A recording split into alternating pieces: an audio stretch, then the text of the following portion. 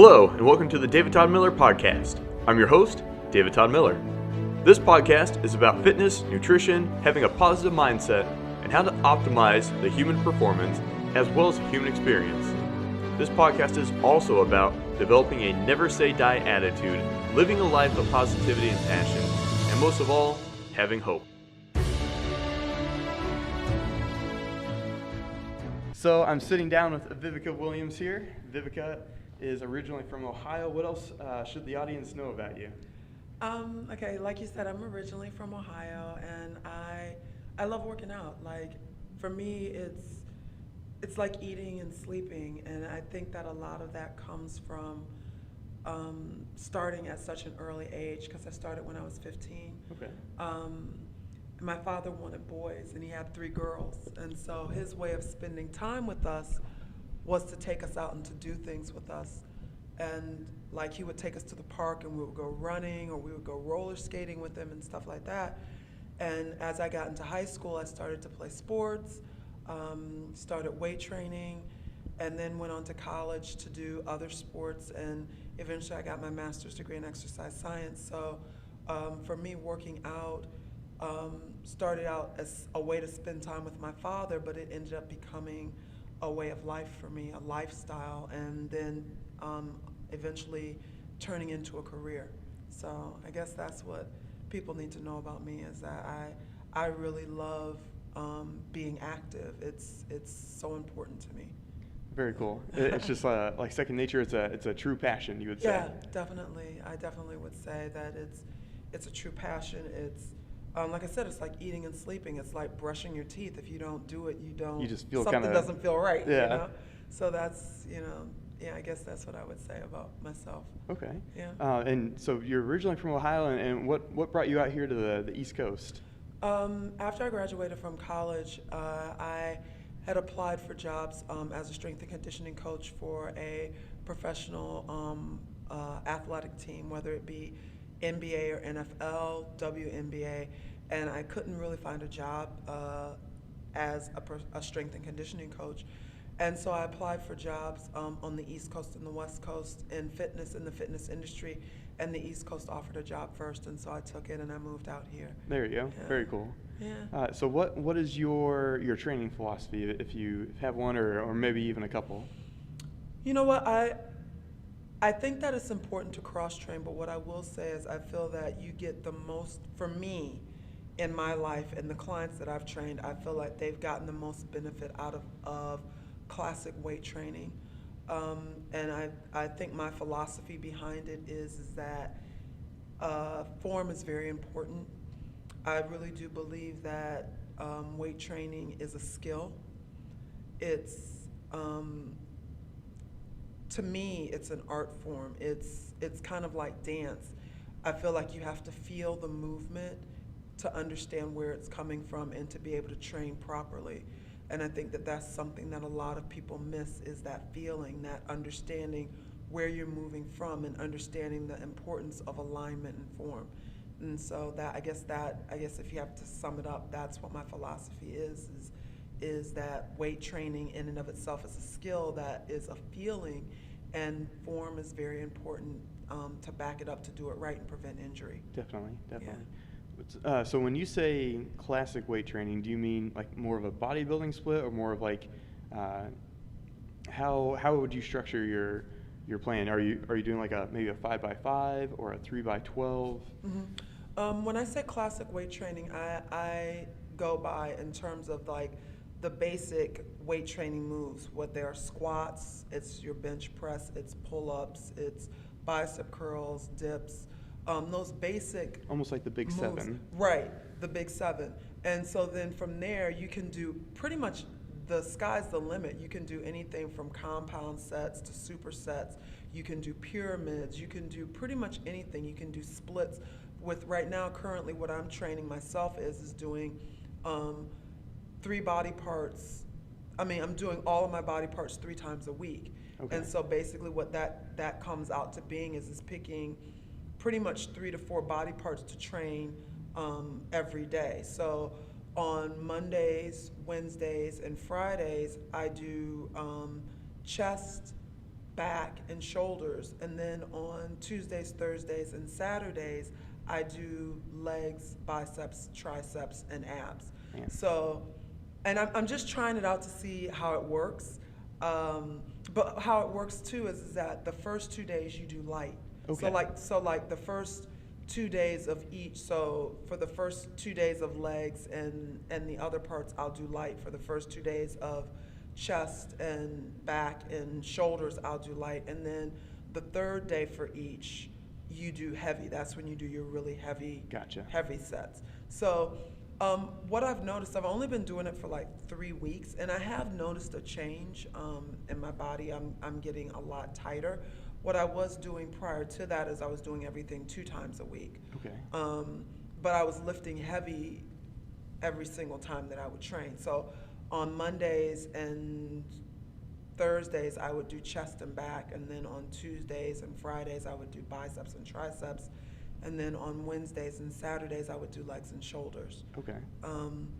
And while I like that, what I found is that I kind of was starting to get bored with it and getting a little lax, not really pushing myself. And with this one, because you are constantly you're working different body parts, it's like you have that light day, and then that heavy day, you're like, well, let me see what I can really do. Yeah. So. Just go for it. Right, yeah. So are your frequency's up, Mm-hmm. and would you say your volume is as well? Yeah, I've noticed that I am, on my heavier days, I'm lifting a little heavier than I was. And I think what that is literally when you're doing light. So the first day I'll do really, really light. Then the next day I'll bump it up a little. And then the third day I'll do like all out heavy. Okay. So Almost like a power? right. And so, but what I've noticed is that it's similar to doing pyramids. When you do a pyramid, usually what you find is that you gain strength a lot quicker than you do if you just do your basic straight set. And so that's kind of like a pyramid, but in a sense of different days. So I'll do light one day, and I'll go up like maybe 10 to 15 pounds, and then I'll do another a little bit heavier the next day that I do that body part. Okay. Go up another 10 to like 15, and then the third day I'll go up a little bit more, and that's my heavy day. So I have seen some changes in terms of strength. Yeah. That's pretty interesting. Yeah. So you should try it. I'll definitely go for it. I think I've tried doing. I know I've tried doing body part or the whole body twice a week, Mm-hmm. and I started feeling like I was overtraining, but I was just like hammering it hard. I didn't really have like a lighter day and a heavier day. Yeah. So I think that's the way to go with Yeah, it. it definitely it changes things, and it for me, like when I know that I'm gonna do heavy, I'm kind of stressed almost. But that Like almost light like day, anxious, yeah. like- But that light day will allow you to kind of just get the feel for things, and okay, I can do a little heavier, and you're not as stressed when you go in that heavy day. At least I'm not. It's like you've So- already done the work. This is just Right. like the icing on the cake. Right. So, yeah, I mean, definitely, I think you should try it. And I tried it because I was talking to another guy who's like really big into bodybuilding, and it was something that he was doing, and he was like, yeah, I've definitely seen changes in my body and the way that I'm built and the structure. And so that's why I decided to, I said, let me try it and see if I like it. Because I'm always looking for a different way to train. Yeah. Always mixing it up. Yeah, always mixing it up. So. Have you noticed any? Do you feel like you have any more like joint soreness or any injuries since you're training more, or do you feel like you're recovering pretty well from it?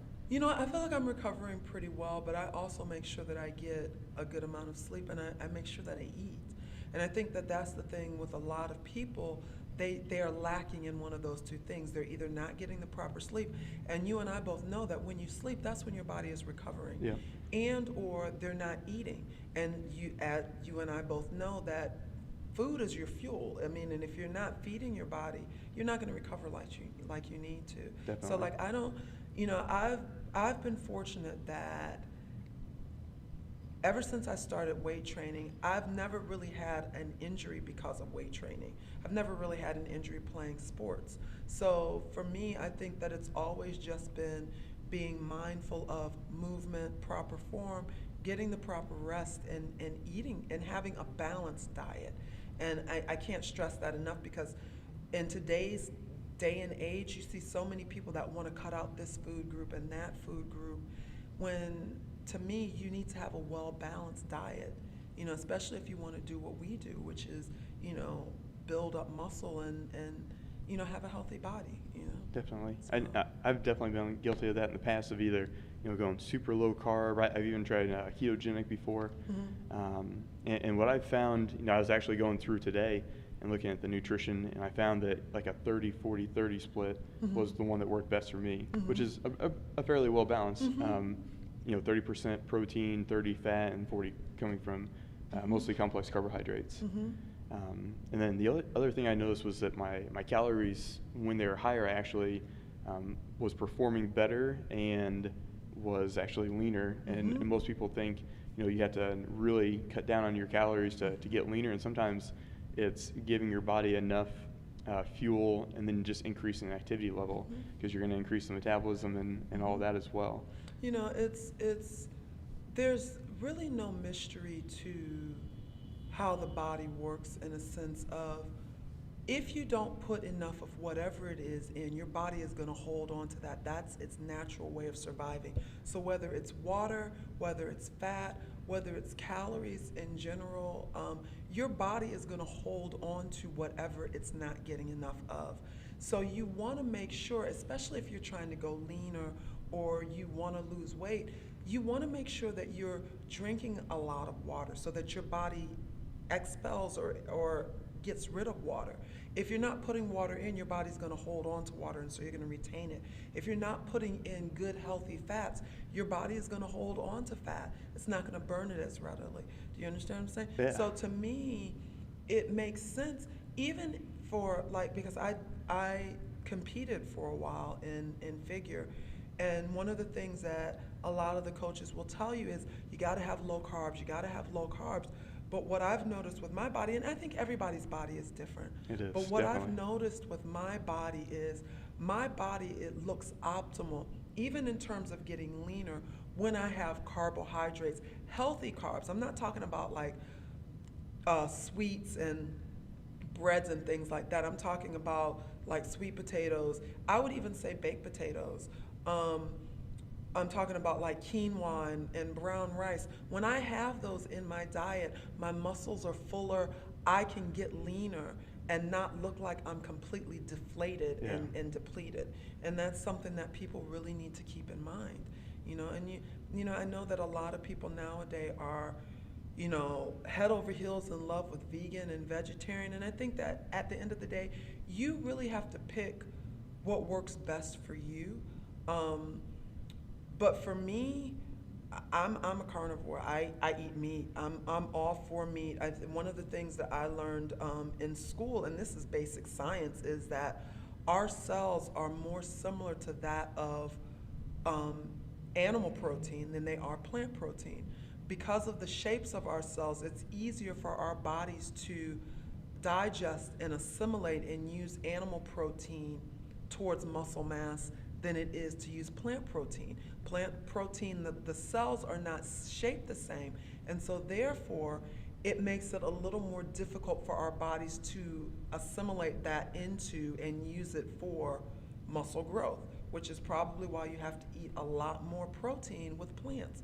So for me, I'm just, like I said, for me, when I talk about a balanced diet, I'm talking about everything from carbs to fruits, vegetables, healthy fats, and protein, animal protein. That's, to me, that's the key. That's so interesting. I'd never heard that for the assimilation between plant protein and animal protein. That's very, it makes sense. You can look that up. That's a science, and you can't, you can do what you want to and say what you want to. People are like, oh, you can be a vegan and a vegetarian and you can have good muscle mass, but you can't argue with science, you can't.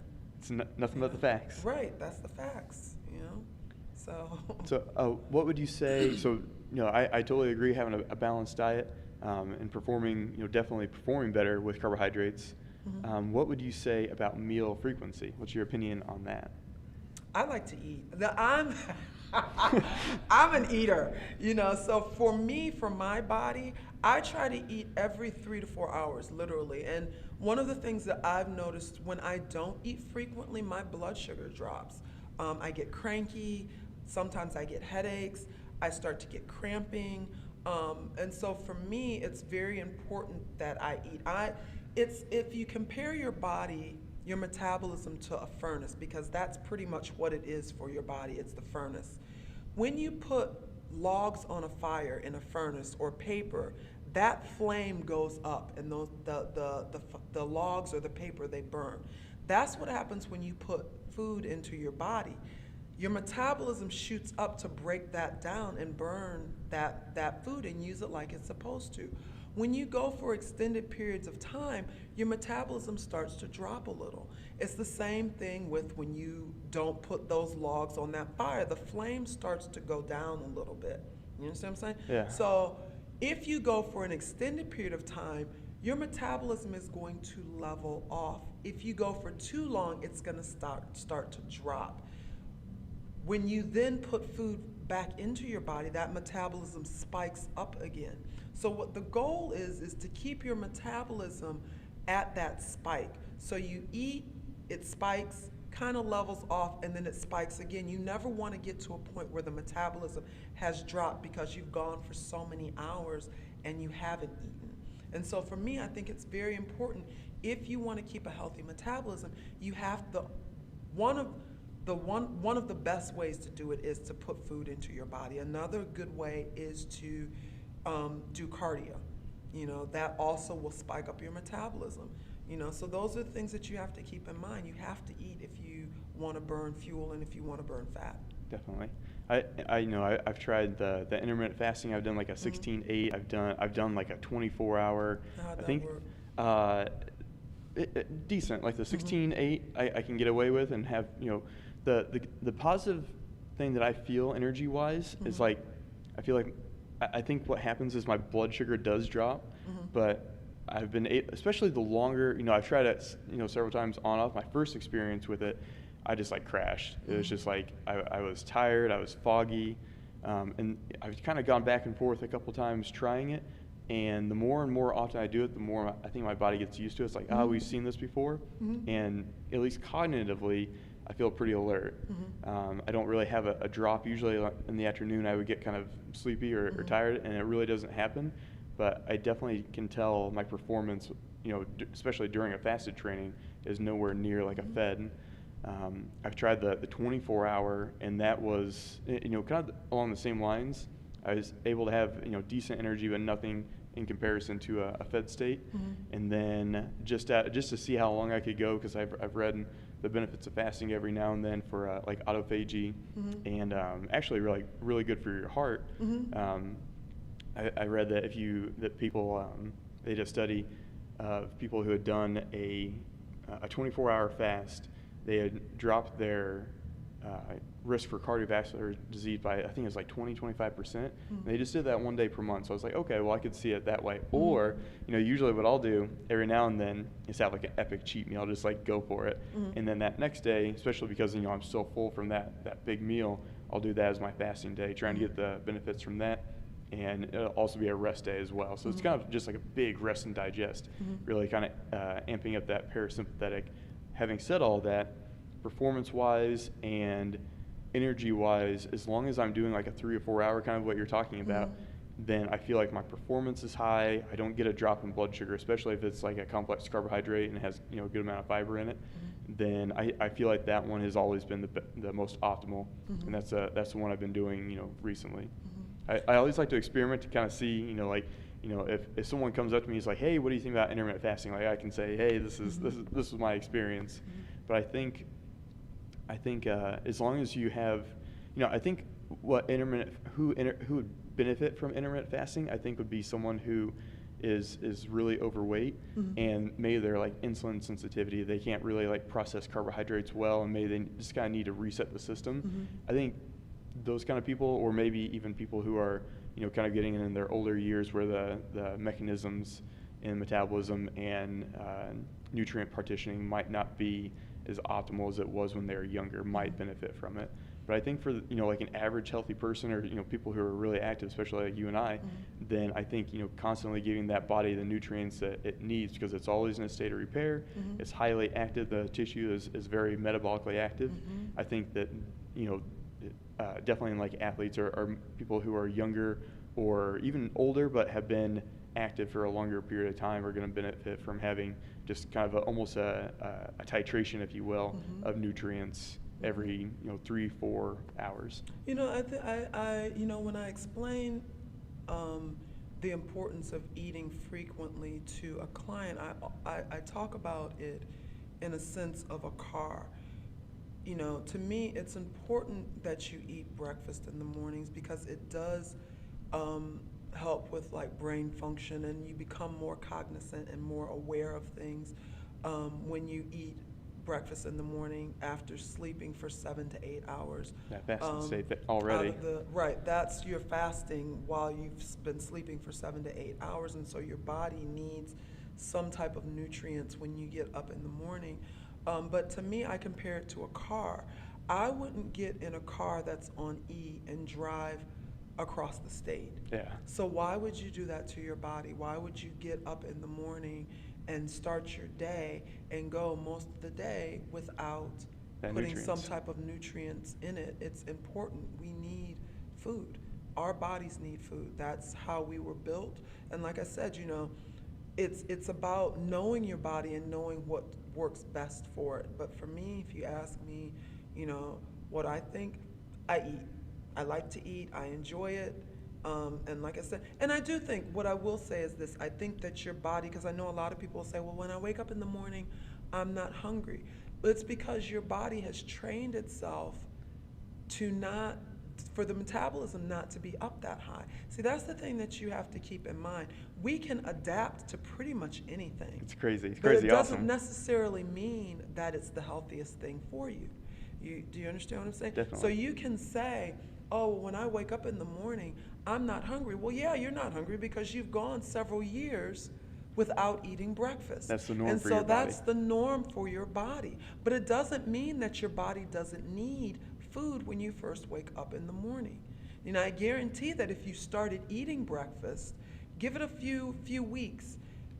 If you go without after you've done it for a few weeks, then you will be hungry when you first wake up. Definitely. So it's about our bodies adapting. It's kind of like somebody that used to be an athlete, and then they, be it for whatever reason, stopped working out, and then they took several years off, and they've started to put on all this weight.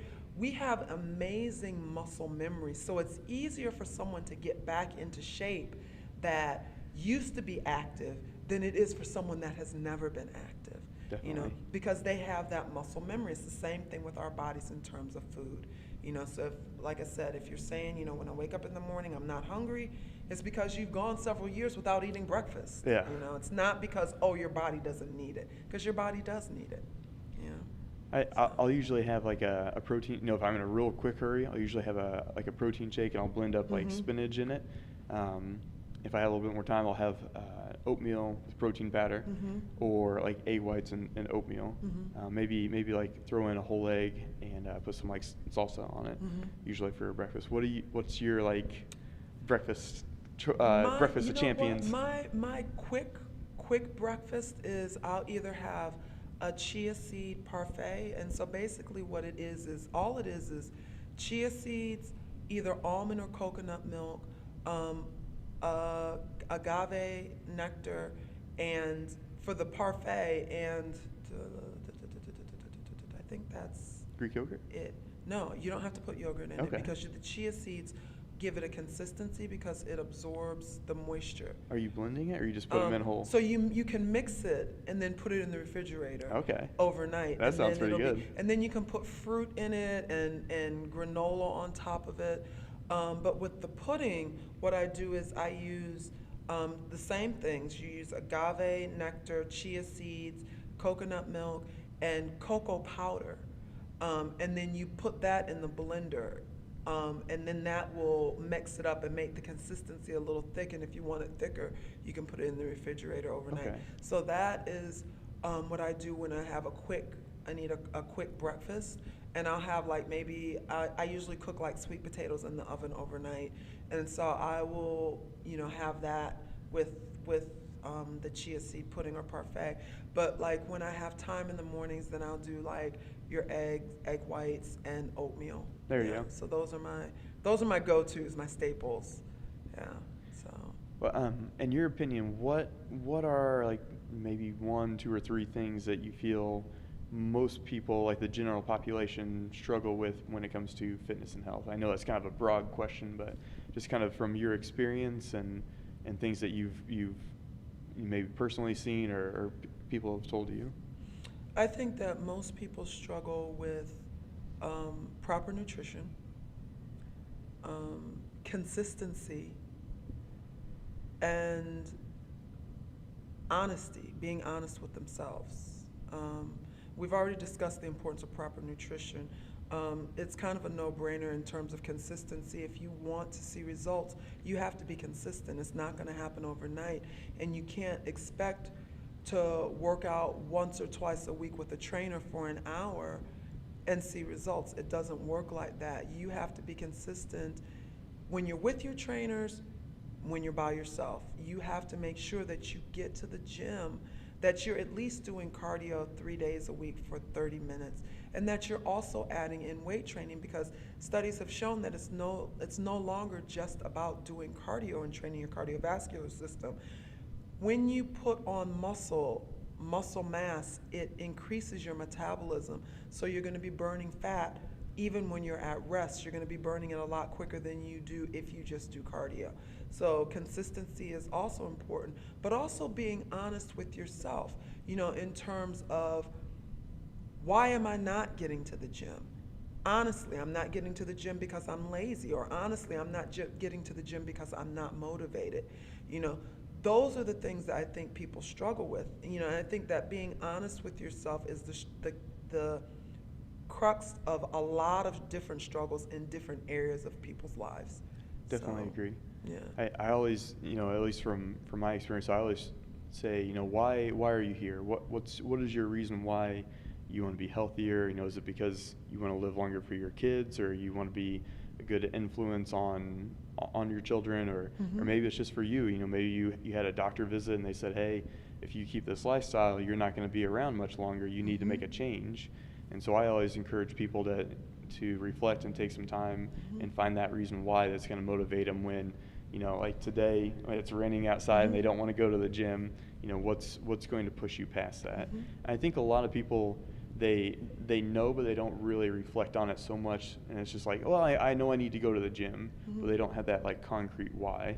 And I think that kind of plays into being honest with yourself. That like, maybe it's something like, wow, I really do need to make a change, and it's hard to admit sometimes. Well, I think that it's easier to stay the same than it is to change. Definitely. And I think for a lot of people, they want the results. See, here's the thing. Most people, when they go to the gym, they're going to the gym because they want to look a certain way. And what you have to understand is that being healthy is not necessarily looking a certain way. It's more so what's going on inside, internally. Is my heart healthy? Is my digestive system healthy? Is my body functioning at an optimal level? Are my sugar levels at an optimal level? Is my blood pressure at an optimal level? Is my cholesterol where it needs to be? Those are the things that you need to keep in mind when you are on your quest to being quote unquote healthy. Not whether I can fit into this new dress or whether these pants look right on me or not. And I think that that's where people get it confused. When you are going because you just want to look a certain way, that's not going to be motivation to sustain you over the years. Do you understand what I'm saying? Because once you get what you want out of looking that way, whether it be a husband or a wife or looking great for vacation, or looking great for an event, once that's said and done and over with, you're going to go back to your old ways. But if you keep in mind that, listen, I only have one body. My body is a gift from God, and what I do with that body, how I take care of it, is my gift back to Him. If you keep that in mind and say, I want to be the healthiest that I can possibly be, then that's going to sustain you for the lifetime. That's going to keep you going and keep you coming back so that you can stay healthy. And I think that that's what the difference is. You know, I mean, for you, when you first started working out, why did you start working out? No, you know? I originally started working out. I started working out for sports, so I wanted I wanted to be more active. I wanted to be able, be able to better contribute to like my teammates and not be someone that they couldn't depend on, but someone that they could depend on. And as I got older and older, actually my grandfather suffered a stroke going into high school. And, at first, at a grade school level, it was kind of scary to me. And I said, I don't want that to happen to me. And then as I got older, I said, I don't want that to happen to anybody else. And so I want to learn, how can I help my family? How can I help other people so that they don't go through kind of that experience, or at least they have the knowledge to make the decision for themselves of like, how can I reduce my risk factors for cardiovascular disease or Alzheimer's and all those different diseases, cancer and whatnot. And so I just got to a point where I was just trying to learn as much as I could, apply it, try things, and educate people as much as I could. And just it's just been like that ever since. Right. And so initially, your initial reason for working out was to excel in sports. That was what my initial reason was, is to excel in sports. And then I started to understand all of the benefits that go along with working out. It wasn't because, I want my body to look like this, and it wasn't for the superficial, And I think that we currently live in a world that is very superficial. It's very surface focused. Where people, if they can't, because they don't necessarily want to put in the work, they want the benefits, but they don't want to do the work behind it, they'll go get surgery, or they'll starve themselves, or they'll take all of these quick, easy ways to get to where they want to be. But you and I both know that nothing worthwhile comes easy, and nothing worthwhile is quick. Well said. It takes work, hard work, to look like you look. It takes work to look like I look. It takes work. You have to put that work in. You have to be willing to do it. You have to make the sacrifices. There are days when I want pizza and cake and donuts. I love cake. Like, that's my weakness. Yeah. Oh my gosh, I love cake. Like, I'm not a cookie person, I'm not a brownie person. I can leave candy, I can take it, but cake, I love it. It sounds pretty good. You understand what I'm saying? Yes. But there are days, and I'm not saying that I never eat it. Like, of course, every once in a while I indulge in that kind of stuff, but it's not a regular thing. Because I understand that if it becomes a regular thing, then there are going to be things that also come along with that, like diabetes. Yeah. Possibly, depending, high blood pressure. So you have to find that balance. Everything in moderation is good. I think that that's important. I think that's a huge challenge too of finding out where that line is of where, okay, this is definitely too much, or like this is too restrictive, and you're almost over analyzing everything. I've definitely done that in the past of like I'm weighing every gram. I have everything calculated out, and then I've had other times where I was just like, screw it, I'm just gonna eyeball it. If I want this, I'll have it every now and then. And where I feel like the best is exactly what you're saying, is moderation. But having said that though, and I'll always try and do like I'll try and make a healthy alternative. Like, my weakness is pizza. Like, I could eat. I've definitely had. I'll get like 2 Papa John's pizzas and just knock it out. Not both of them. Yeah, knock them both out, supreme style. So like, it's dangerous. Wow. Yeah, I can eat a lot. I think I did my first bodybuilding. I did a natural bodybuilding competition, and then I competed at a male model search for Muscle and Fitness in Vegas. And I was real strict for like 3 or 4 months. super lean. And I got back, and I was in college at the time, and I told all my friends, I was like, hey, let's go out and eat. I love Red Lobster, so we went to Endless Shrimp Night, and had started the night off 20 cheddar biscuits. Their cheddar bay biscuits Oh are man, the best, I cannot stop eating. That could be a meal in itself. I know, right? And I had like seven things of shrimp. I had butter shrimp, grilled shrimp, just like every single one. Roommates didn't want their side, so I had that, and then I had the dessert at the end, and like the whole meal itself was like 7,300 calories. Wow. It was just crazy. And so, that's taking it way off the deep end. That's binge eating. Like that's another issue in itself. And I know that, and I got right back on track the next day. And it is hard. I think everybody has their addiction, and I think that eating a particular kind of way and living a particular lifestyle is a discipline, just like anything else. But I believe that people find money and time to do what they find important and what they value. True. And for me, I value my health.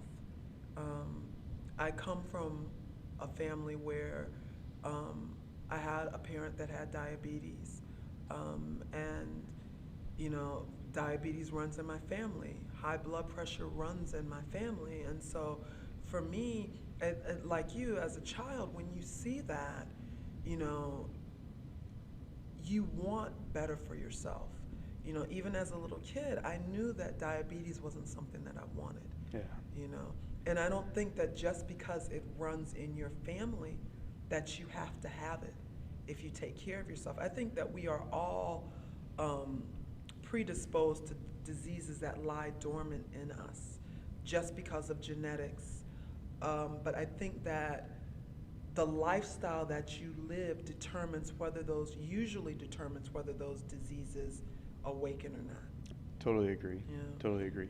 So for me, I've even though, like I said, I love cake, I've always tried to be mindful of the amount of sugar that I eat, the level of fried food and sodium that I eat, because I know that those things run in my family, and the outcome of those diseases, both of them to me are silent killers, because you see people that they have high blood pressure, and it's not like you're in any kind of pain or anything like that, but it can cause like so many different things like heart attacks and even strokes. And with diabetes, you're going for amputations and things like that. You can get glaucoma from diabetes. All these different things that if you just were realistic and honest with yourself, and said, hey, you have to think. I think a lot of people live in the here and the now, and I've always been one to think about, if I do this now, how is it going to affect me later down in life? And you have to think about, you can't just live in the here and the now. You have to think about your future and the quality of life that you want to have. And I remember when I fell in love with weight training when I was 15 years old. And when I got into college, I made a promise to myself that I would never let anything come in between me and staying in shape. Not a job, not a spouse, not kids, nothing. So that means that if I had to schedule my job around working out, or if I had to go to the gym before I went to work or after I went to work, I would. If I had a spouse, that spouse would either have to be active too, they'd have to come to the gym with me, or they would just have to wait till I got home. Do you understand what I'm saying? Same thing with kids. If I had children, my spouse would have to be that person that would watch the kids, or we would have to have a gym membership where the kids could come to the gym, because to me it was that important.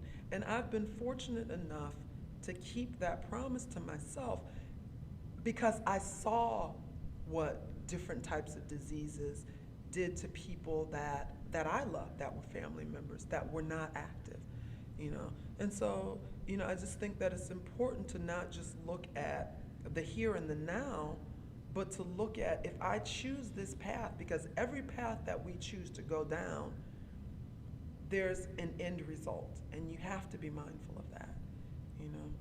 Definitely.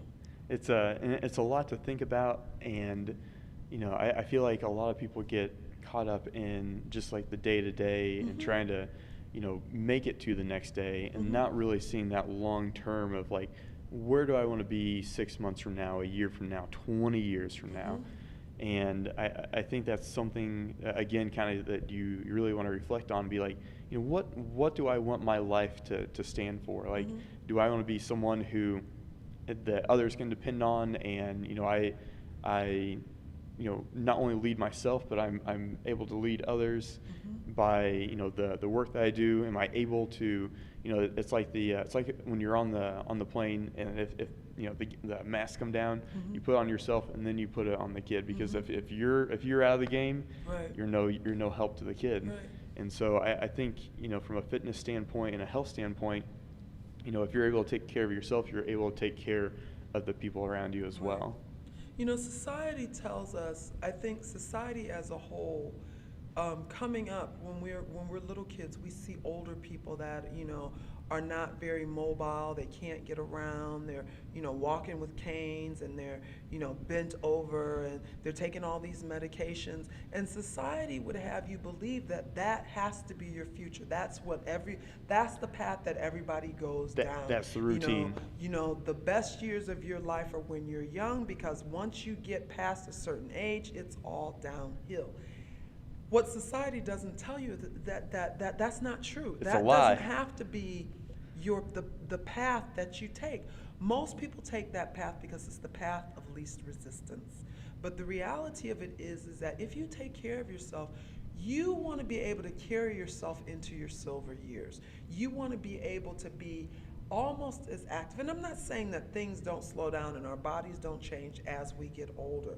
But when you are active, that change and that slowing down is a lot less drastic than it is for those that are not active. I know people that come to my gym that are in their 70s that take classes with me, that take trampoline classes with me. They're just getting after it.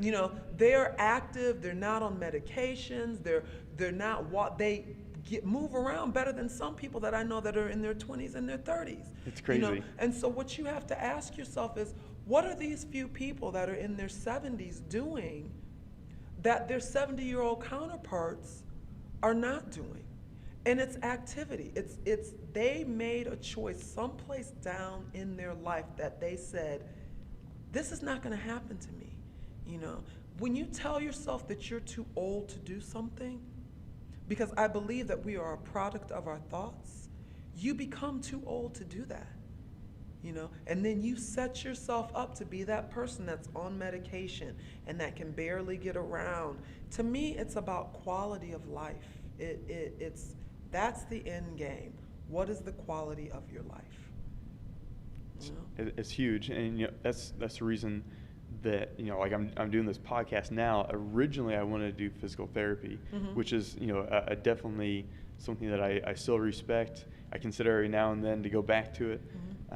It's a wonderful profession, but I remember my senior year in my practicum, I had asked the PT that I was observing with, and I was like, hey, how many of these people, if they came through, or if they were active, 30 minutes a day exercise and ate right, how many, in your opinion, would be here? And he said, probably like 85% of these people would not be here. You'd have a couple of like younger people that have like an ACL tear from sports, maybe a car crash, maybe just someone who they're really old and they had a stroke and they need to kind of rehab and get back to that. But he said, 85% of these people would not be here, and that number, as soon as he said it, completely changed. I just took a hard right and said, I need to be preventative about this.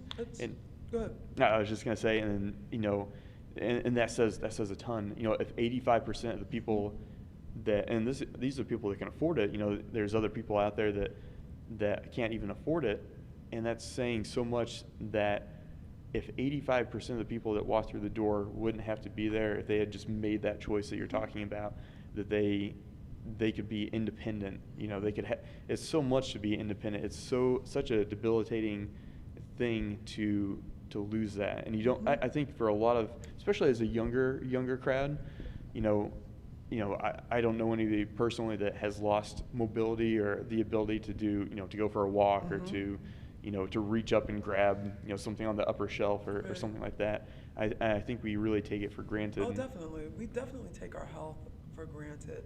You take your health for granted. You take time for granted. You think that you're going to be here for several years, but nothing is promised. And everything that the majority of the things that happen to us in our life are choices that we make. And I do think that there are a lot of things in life that we can control, and one of them is the quality in terms of doing our part to be healthy of our life. You have to make those choices outside of you getting into a terrible car crash or getting some type of a disease that you can't help. You have a choice.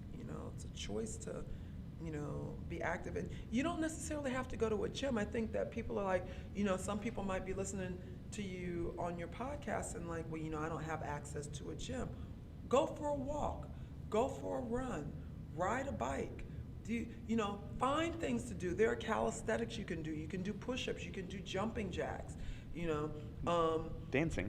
Right, you can dance. A lot of parks nowadays have little areas where you can do pull-ups and dips and all kinds of things. I ran by one the other day. Right. I was like, this is so awesome. Right. So it's not, you can no longer say, oh, well, I don't have the money for a gym. Even if, that is your excuse, and I don't know what's in people's pockets, but there are some gyms that charge $10 a month. Yeah. And if, like I said, if you don't want to pay that, if, things are very tight, and I think, that realistically with the economy, some people, $10 a month is a lot. If you have kids and you have other things that you need to spend your money on, but there's things that you can do for free. Definitely. Like I said, you can go to a park, you can go for a walk, just make the choice to be active. Get a rope and jump rope. There are a lot of things that can be done to stay active. Definitely. I always tell people, you have one of the most efficient gyms with you 24/7. It's your body. Just use your body weight. Yeah. If you're not sure how to do, do a workout, just kind of mess around and find out, if you're wanting a certain body part to feel like it's getting worked out, just kind of, move around until you feel like that body part's doing it. Or, you go on YouTube, you can ask somebody at a gym, or there are definitely ways, especially nowadays more than ever. Your local library, public library, you can walk in, find an exercise book. You can Google it on your phone. Yeah, it's all there. So to me, there's YouTube on your phone. So to me, in this day and age, there's absolutely no excuse for people to not be active. You can't even I don't have access to a gym. You can't say that anymore, because there are people that are on YouTube that are doing exercises in the park. Simple, basic calisthenics that they posted for people that don't necessarily have time to go to a gym or can't afford to go to a gym. So nowadays there's really no excuse, other than you just don't want it. Yeah. And that's where being honest with yourself comes in. I'm not feeling it, and at the end of the day, you can't judge somebody for being honest. Not everybody is interested in being active, but in that lack of interest, you also have to take the consequences that go along with that. Yep. Yeah. Sometimes it's a hard pill to swallow. Right. You're all good. But yeah, definitely. I'm always a big fan of the Greeks and the Romans, because they had they were really into physical fitness, but none of them had a gym. Right. They were the Olympics. What everything is based off today of the highest caliber of athletes were based on that time period in that era, and no formal training. I guess like the gladiators and stuff like that, but. Just able to use what is around them. I remember I went to, I was going for a wedding back in the Midwest, and I didn't have a gym with me. I brought my TRX bands, but the other aspect that I used, I ran up a hill, I found a big rock, and I'd push that above my head, or I'd do push-ups on it. kind of alternating. It's fun. You can be creative in that aspect. Right, to be creative is fun. You can take those gallon water jugs, fill those with water, and use those as your resistance training. So grab a backpack. There's so many things. Put some books in it. Yeah. There's so many different things that you can do. You have to think outside the box. When you don't have time to go to the gym or you don't have access to a gym, think outside the box. Look around your apartment or look around where you live and see what can I use as weight resistance, and do that, So, if you live in a building that has stairs, run the stairs. There you go. That I used to do that when I was in college and I was on the crew team. I used to run the stairs in my building. I lived in a tower. It had, I think it was 23 flights, if I'm not mistaken. We would run up and run down, run up and run down. So I mean, it's a matter of thinking about what do I have around me that I can use. And you would be surprised if you actually sat down and you thought about it. All of the different things that you can come up with to get a really good workout. I think I think that's what makes it fun. I think a lot of people get burned out because they're like, okay, well, this is a program. I hop on the treadmill for a half hour, and I do this machine, that machine, and then they're like, well, I'm bored. But looking at that aspect, you have your body weight, you have swimming, dancing, you can manipulate the equipment around you. Like there's just so much, and I think that's how you really keep it from getting monotonous, because I think that's what burns a lot of people out. Once they've made that choice, hey, I do want to be active. But then they get bored with it. Yeah, you have to keep things fresh. I think the reason that for me that I haven't gotten bored with weight training is because do you know who Misty Copeland is? I do not. Misty Copeland is a black ballet dancer. She's a ballerina, and she got principal. She's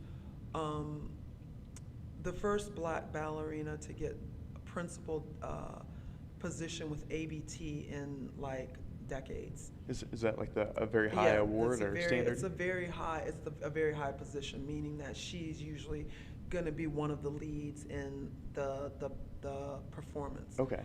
Very cool. And one of the things that she said, I bring her up because one of the things that she said is that she loves ballet because she loves the challenge. A sense of mastery. But the thing about ballet, and this is one of the things, and I'm not quoting her, but I'm referencing what she said. One of the things about ballet that's so interesting and challenging to her is that what true ballet is, what's required is literally physically impossible for the human body to accomplish. But if you can get as close to it as possible, then that is what the challenge is, to try to get to as close to perfection in ballet, in the art form as possible. And that's how I feel about weight training, because if you think about it, it's truly impossible for the human body to accomplish perfect form for several reps with weight training.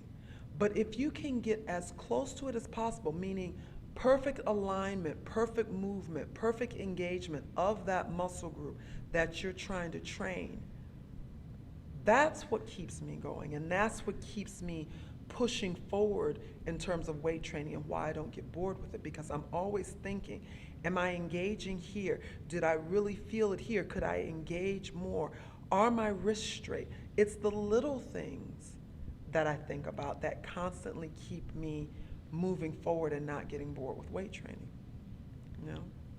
It's fun, and it's fun to analyze it from that aspect as well. So that was part one of the interview of Viveca Williams. I hope you guys enjoyed it as much as I did. There is more to come. And as always, thanks again, guys, for taking time out of your day to listen to the podcast.